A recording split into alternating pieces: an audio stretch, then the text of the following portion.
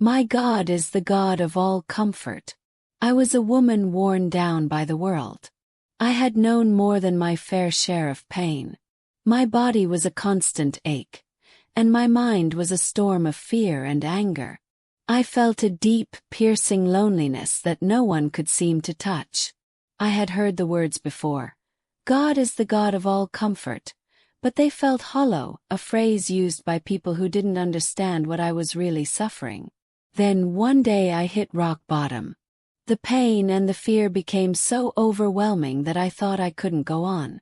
In that moment of utter despair, I cried out. I didn't know who I was crying out to, but I just let it all go. It was a raw, unfiltered plea for help. And in that moment, a whisper cut through the storm. Not an audible voice, but a thought, a feeling, a deep sense of peace that washed over me. It was like a warm blanket wrapping around a shivering soul. The words came back to me, not as a cliché but as a living truth. He is the God of all comfort. I started to read the Bible. It wasn't easy at first. But the more I read, the more I saw myself in the stories, the more I understood that my suffering was not unique. It was part of the human condition, born from sin, and there was a remedy. They weren't just nice words. They were a promise. A promise that the God of all comfort will comfort me, and He would one day use me to help someone else.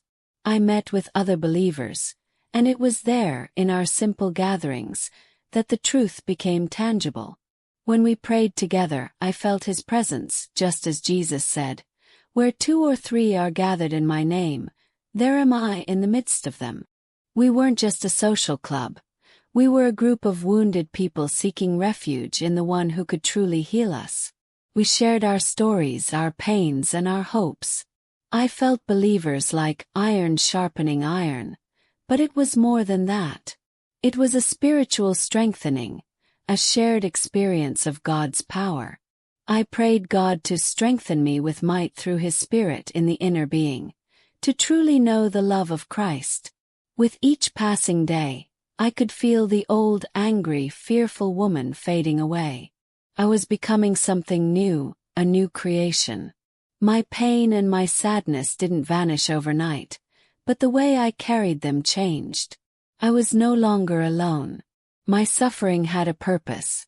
It was a testament to the fact that even in our darkest moments, there is a God who wants to meet us and give us comfort, a comfort so profound that it can be shared with the world. I now live to share that comfort because I know with every fiber of my being that my God is, indeed, the God of all comfort.